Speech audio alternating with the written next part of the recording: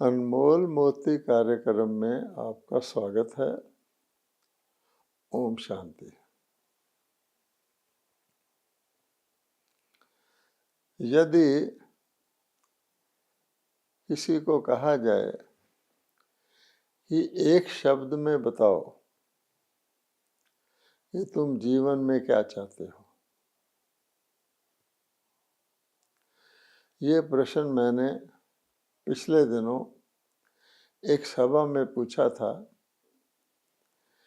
कि आप एक शब्द में बताइए सोचकर कि आप अपने जीवन में क्या चाहते हैं। तो बहुत से सभा में बैठे हुए भाई बहनों ने हाथ उठाया कि हम जीवन में शांति चाहते हैं। फिर मैंने पूछा और कुछ कोई कहना चाहे, क्योंकि सभी ने तो नहीं उठाया था। तो उससे कम संख्या में कुछ लोगों ने हाथ उठाया, हम जीवन में प्रेम चाहते हैं। इसी प्रकार मैंने 2-3 बार अन्य से पूछा तो कईयों का उत्तर था हम सुख चाहते हैं, संतोष चाहते हैं, उन्नति चाहते हैं अपने जीवन में। फिर मैंने उनसे पूछा जो कुछ आपने बताया एक एक शब्द में, चाहे वो शांति था, प्रेम था, सुख था, संतोष था, उन्नति था, इन सब में कॉमन चीज़ क्या है। थोड़ी देर के लिए तो वो सोच में पड़ गए, क्योंकि उन्होंने अलग अलग बातें कही थी। फिर मैंने कहा आप विचार करिए कि इन सब चीज़ों में एक चीज़ सब में कॉमन है, वो ये है कि जो कुछ आप चाहते हैं उसमें एक भी चीज़ मटेरियल या फिजिकल नहीं है, अर्थात वह भौतिक या प्राकृतिक नहीं है। दूसरे शब्दों में वो आत्मिक और या आध्यात्मिक कह सकते हैं कि वो चीज़ें टेंजिबल नहीं हैं, वो आत्मा से संबंधित हैं। चाहे वो प्रेम है, प्रेम की अनुभूति भी आत्मा को ही होती है, शांति है, सुख है, या ऐसी और भी कोई चीज़।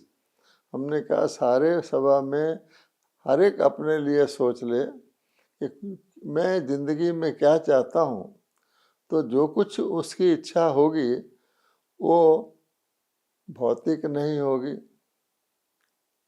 वो केवल और केवल आत्मिक अनुभूति होगी, प्राकृतिक भी नहीं होगी। अब ये क्यों नहीं मिल रही? जो हम इच्छा रखते हैं जीवन में, सबसे अपनी बड़ी इच्छा रखते हैं, ये इस प्रकार की इच्छा रखते हैं।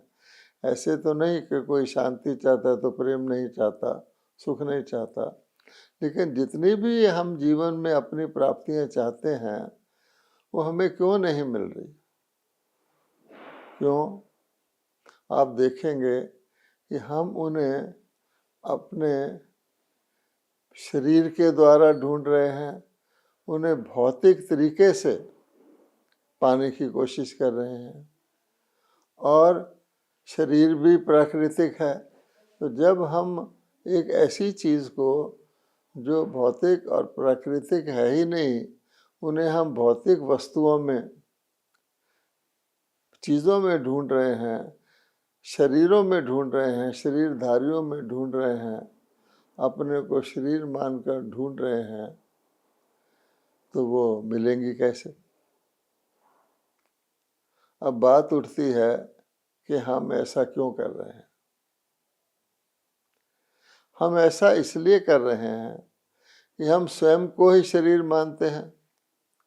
जब हम अपने को शरीर समझते हैं, जो प्रकृतिकृत है, जो तत्वों का बना हुआ है, मैं अपने को ही शरीर मान रहा हूँ, तो मुझे अन्य चीज़ें भी, उनका जो कॉग्निजेंस होगा वो शारीरिक रूप में या भौतिक रूप में ही होगा।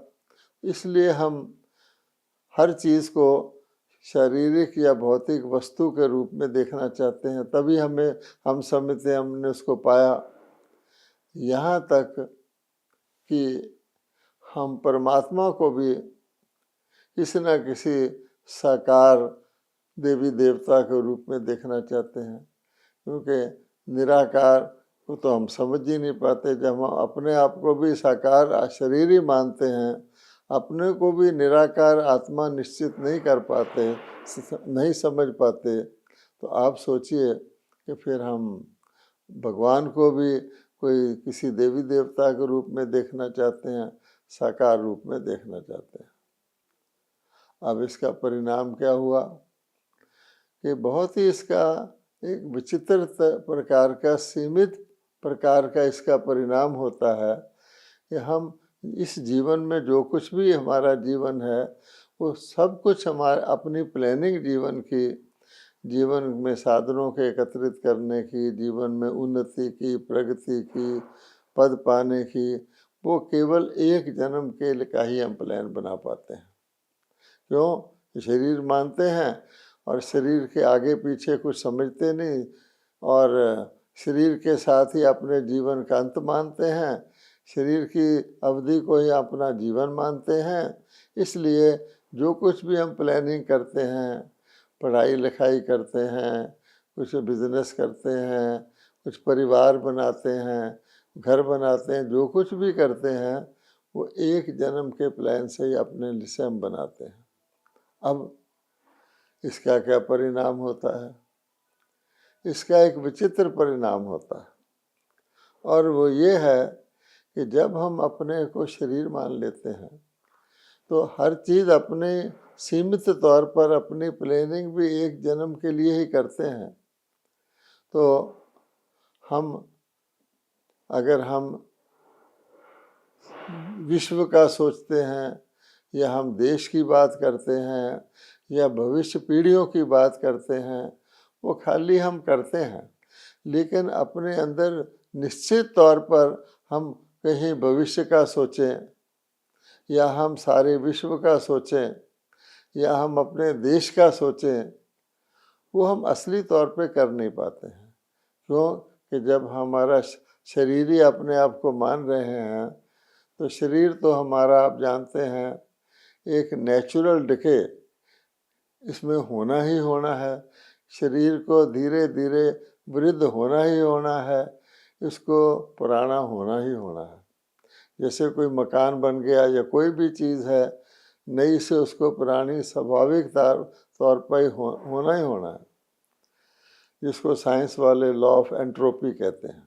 अच्छा, अब ना केवल हमारे शरीर को वृद्ध होना है, बल्कि ये भी आज के ज़माने में तो है ही, शायद ही कोई आदमी जन्म से मृत्यु तक स्वस्थ रहा हो, तो शरीर को किसी न किसी प्रकार का रोग, इसके अलावा मानसिक रोग भी होते हैं, लेकिन शरीर को किसी न किसी प्रकार का रोग भी लगना ही है, और अंततोगत्वा शरीर तो मृत्यु को भी प्राप्त होना ही है। इसका अर्थ हुआ कि हम उस नैया में बैठे हैं, खुद को बिठाया हुआ है, जिसको डूबना ही डूबना है, और हम समझते हैं जब नैया डूब गई तो सब कुछ चला गया, आप मरे जग प्रलय, ऐसी हमारे अंदर भावना रहती है। अब आप सोचिए, एक तो एक जन्म का प्लान, और फिर दूसरे आजकल के ज़माने में आयु बहुत छोटी, अल्प आयु तो आजकल मनुष्यों की छोटी हो गई है, और उसके ऊपर भी अकाल मृत्यु, कि छोटी आयु भी पूरी भोग पाएंगे या नहीं, किसी समय भी हमारे प्राण निकल सकते हैं। तो हम किस प्रकार की अपने जीवन में अपने निश्चितता चाहते हैं, हम इसमें सुरक्षा चाहते हैं, किस प्रकार का हम अपने आप को एक ऐसी भावना रखें जो हम भय से, चिंता से मुक्त हो सकें। ये तो हो ही नहीं सकता, क्योंकि हमने अपने आप को ही गलत मान लिया, शरीर मान लिया, तो फिर उसके साथ संबंधित सारी चीज़ें ही, हमारा दृष्टिकोण ही सीमित हो जाता है। शरीर मानने से हम शारीरिक संबंधियों को ही अपने मानेंगे, और अगर हम और आगे बढ़ जाएं तो कम से ज़्यादा हम अपने प्रांत के वासियों को अपना मानेंगे, क्योंकि हर प्रांत की भाषा, हर प्रांत की रहन सहन, हर प्रांत की हर विधि अलग तरह से होती है। इससे आगे तो हम जाते ही नहीं। बहुत बड़ा दृष्टिकोण रख लेंगे तो हम अपने आप को अपने राष्ट्रवादी मानेंगे। वहाँ तक भी जाके हमारी राष्ट्र के प्रति कितना कम अपने प्राण त्याग सकते हैं, वो बात थोड़ी ढीली हो जाती है। विश्व की तो बात ही छोड़ दो। इसलिए ये बात बहुत बहुत गौर करने की है, बहुत बहुत ध्यान देने की है।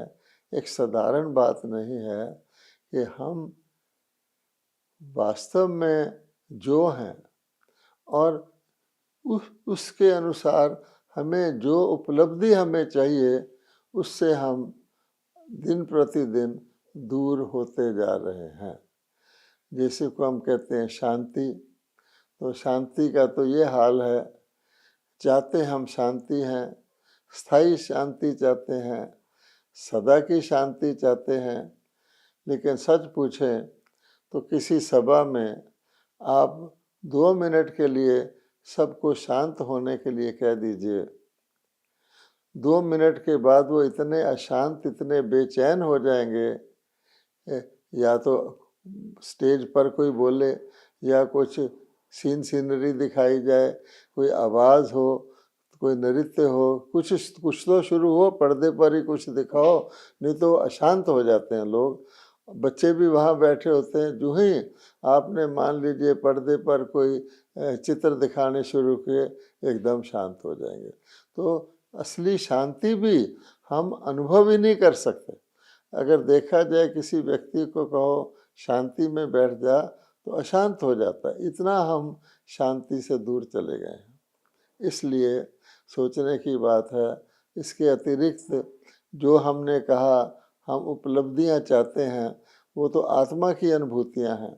अब जैसे हम कहते हैं प्रेम आत्मा की अनुभूति है, पर क्योंकि हम आत्मिक प्रेम को जानते ही नहीं, तो हम फिर क्या करने लग जाते हैं, अपने पैसे से प्यार करने लग जाते हैं, अपनी प्रॉपर्टी से प्यार करने लग जाते हैं, अपने इसी प्रकार से अपने परिवार वालों से, वो भी शारीरिक हैं, प्यार करने लग जाते हैं। तो हमारा प्यार भी स्थूल व्यक्तियों और वस्तुओं के साथ हो जाता है। जहाँ तक सुख की बात है, आत्मिक सुख तो दूर की बात रही, अब हम शारीरिक सुख के पीछे दौड़ने लग जाते हैं। अपने घर को एयर कंडीशन करा लेते हैं कि भाई बाहर तो गर्मी है, मेरे घर में ठंड है। अपनी कुर्सी में गद्दा लगवा लेते हैं, बिस्तर में भी गद्दा लगवा लेते हैं, कि शायद ये चीज़ें, यानी शारीरिक सुख को हम अनुभूति करते हैं। बाकी सुख तो हम जानते ही नहीं हैं। लेकिन हम जानते हैं ये शारीरिक सब साधन होते हुए भी, सुविधाएं होते हुए भी, अगर मनुष्य का मन बेचैन है, अगर उसके मन में कोई दुख है किसी प्रकार का, किसी से घृणा है, द्वेष है, भय है, तो सारे सुख धरे के धरे रह जाते हैं। अगर कोई बहुत बड़ा सेठ अपने एयर कंडीशन अपने ऑफिस में बैठा है, और अगर इनकम टैक्स वाले आ जाएं या पुलिस आ जाए, तो आप देखिए उसको एयर कंडीशन में भी पसीना आना शुरू हो जाता है, क्योंकि अंदर उसकी जो अगर ऐसी हरकतें हैं तो कहने का भाव ये है कि हम शाश्वत से नश्वर बन जाते हैं। अब नश्वर चीज़ कहाँ, बकरे की माँ कब तक खैर मनाएगी, तो नश्वर चीज़ जब तक नष्ट हो, उससे पहले ही भैंस ताने लग जाता है।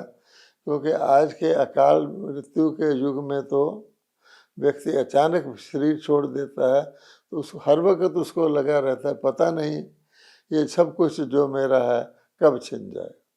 इसलिए आज सबसे ज़्यादा आवश्यकता, खास तौर पे भारतवासियों को, जो भारत भगवान की भूमि है, जहाँ पर श्रीमद् भगवत गीता जैसा ग्रंथ है, जो हमारे आदिकाल के ब्राह्मणों और सूर्यवंशी घराने का ग्रंथ है, जिसमें सब कुछ, पहली बात सबसे यही समझाई गई है कि आप नश्वर शरीर नहीं हो, आप अनादि अविनाशी आत्मा हो, आप शाश्वत हो।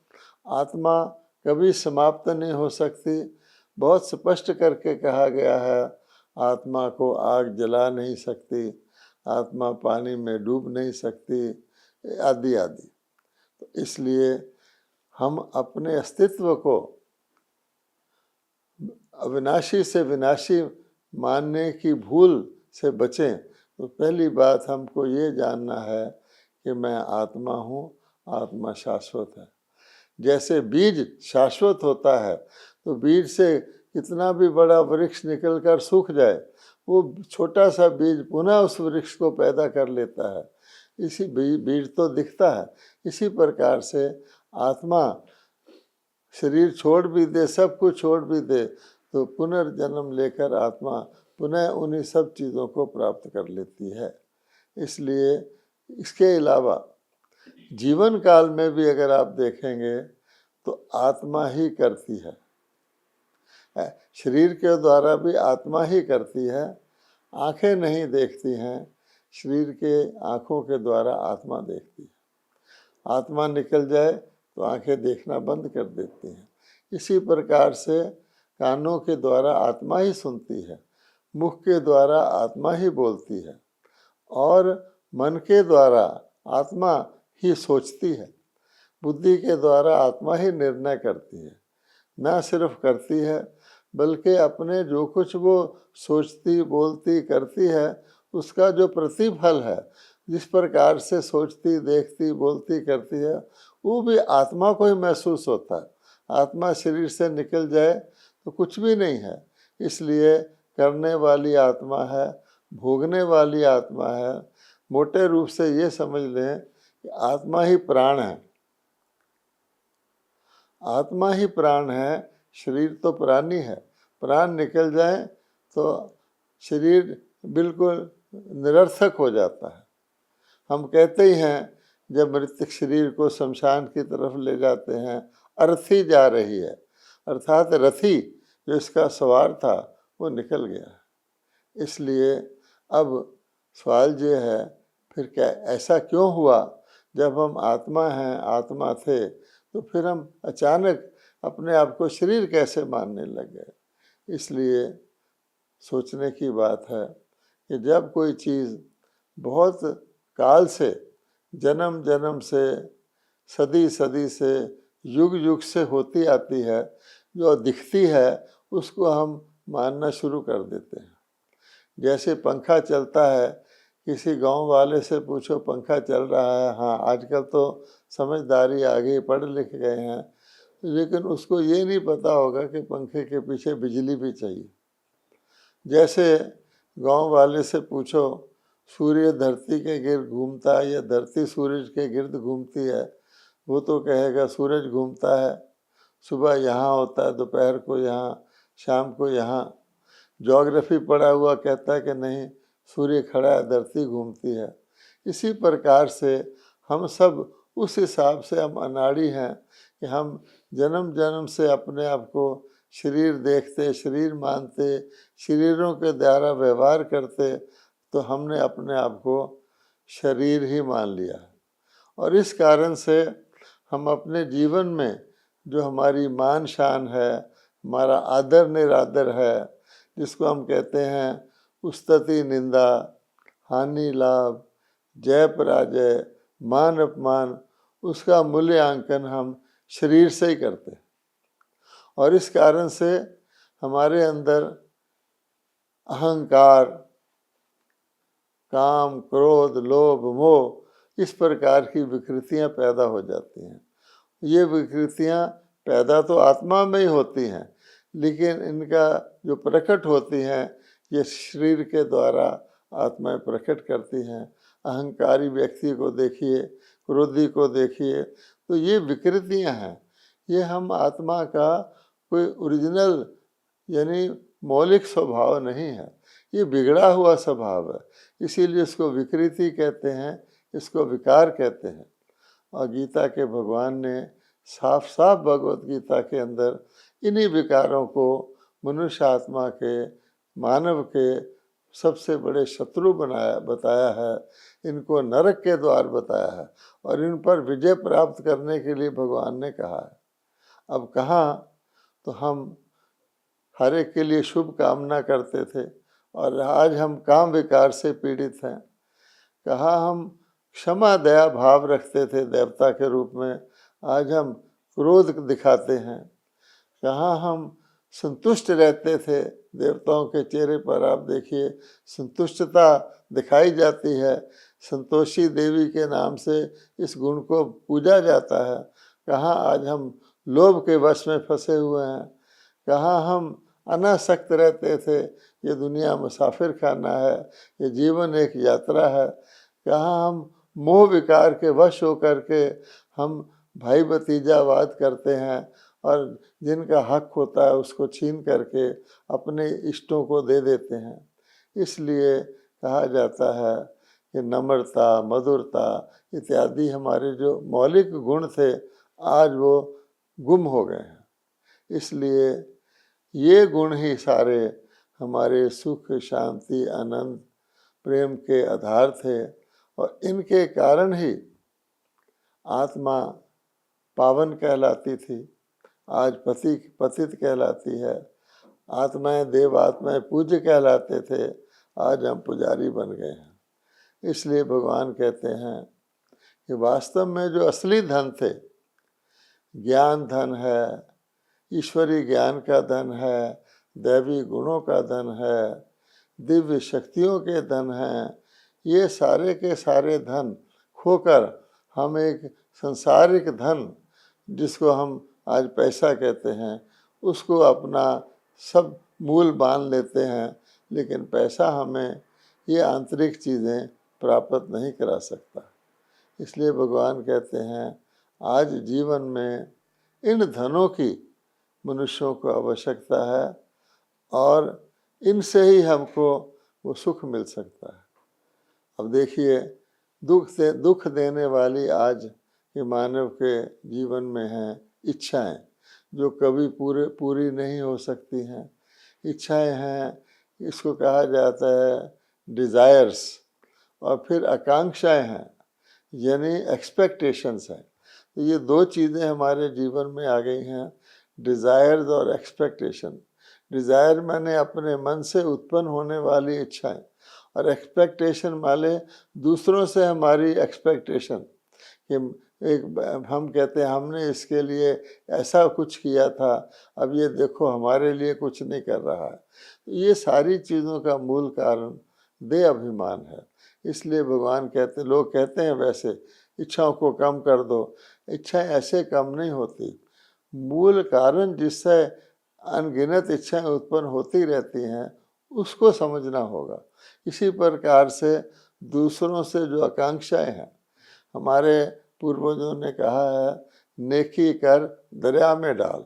या आपने किसी के साथ कुछ अच्छा कर भी दिया, उसके बाद उससे उसका रिटर्न एक्सपेक्ट नहीं करो, क्योंकि आपके नेक कर्मों का फल कर्म फिलॉसफी के अनुसार आपको मिलेगा ही मिलेगा, लेकिन उसी व्यक्ति से नहीं मिल सकता। परंतु हम क्या करते हैं, उम्मीद लगा के बैठ जाते हैं।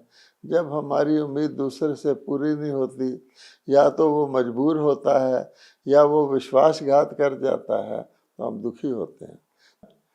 ये हमारी सारी बातचीत का मूल मकसद ये है कि हम भारतवासी हैं, पुनर्जन्म को मानने वाले हैं। हम आत्मा अपने आप को समझें, आत्मा की गहराई में जाएं और आत्मा के मूल गुणों को पुनः वापस लाएं परमपिता परमात्मा की याद से। इसी बात को जानने के लिए अधिक आप ब्रह्मा कुमारीज के किसी भी सेवा केंद्र से संपर्क कर सकते हैं। ओम शांति।